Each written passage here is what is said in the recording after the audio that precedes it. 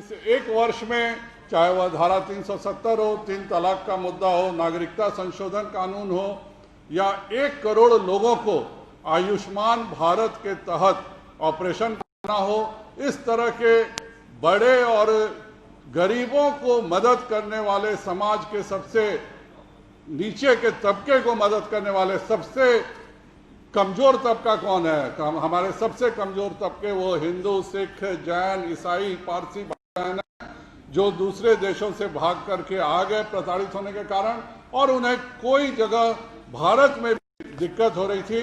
उन सभी को माननीय प्रधानमंत्री जी ने जो सम्मानित किया इस नागरिकता संशोधन कानून के कारण, उन सभी को मैं बहुत बहुत धन्यवाद देना चाहूंगा।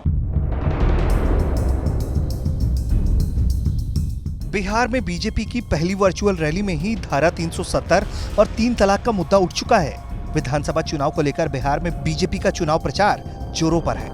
अब बीजेपी के बिहार प्रदेश अध्यक्ष संजय जायसवाल ने बिहार जनसंवाद को लेकर किशनगंज विधानसभा में वर्चुअल रैली को संबोधित किया। बीजेपी इस बार बिहार के विधानसभा चुनाव में 370 और 3 तलाक जैसे मुद्दों पर वोट बटोरने की कोशिश में है।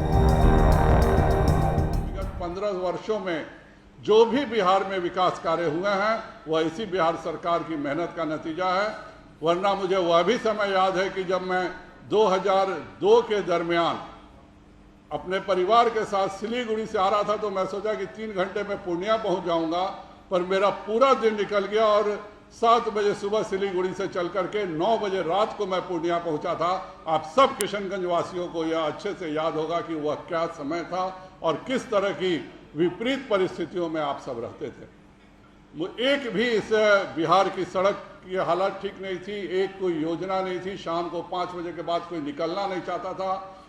इन सभी विपरीत परिस्थितियों में माननीय नीतीश कुमार जी ने बिहार के मुख्यमंत्री का दायित्व संभाला और 15 वर्षों में बिहार को एक नई ऊंचाइयों पर ले जाने का कार्य किसी ने किया है तो इस बिहार की वर्तमान सरकार ने किया है।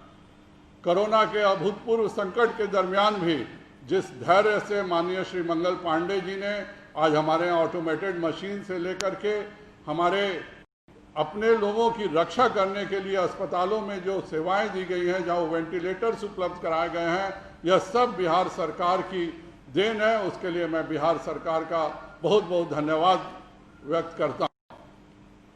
किशनगंज विधानसभा क्षेत्र में जितनी भी समस्याएं बाकी हैं उन सभी का भी निदान अगर कोई कर सकता है तो केवल और केवल भारतीय जनता पार्टी और जनता दल यूनाइटेड की एनडीए सरकार ही कर सकती है। बीजेपी चुनाव प्रचार में अभी सबसे आगे है। बीजेपी वर्चुअल रैली के द्वारा विधानसभा चुनाव के मैदान में उतर चुकी है। जाहिर सी बात है कि बिहार विधानसभा चुनाव को लेकर बीजेपी की रणनीतिक तैयारी दिख रही है। बीजेपी इस बार अपने प्रचार प्रसार में प्रधानमंत्री के कामकाज को तो गिनाएगी ही, साथ ही 370 3 तलाक जैसे मुद्दे को अपने पूरे प्रचार में सबसे ज्यादा तवज्जो देगी। इन सब के साथ राष्ट्रवाद के नाम पार्टियां बिहार की गद्दी पाने की कोशिश करेंगी। ब्यूरो रिपोर्ट, बिहार तक।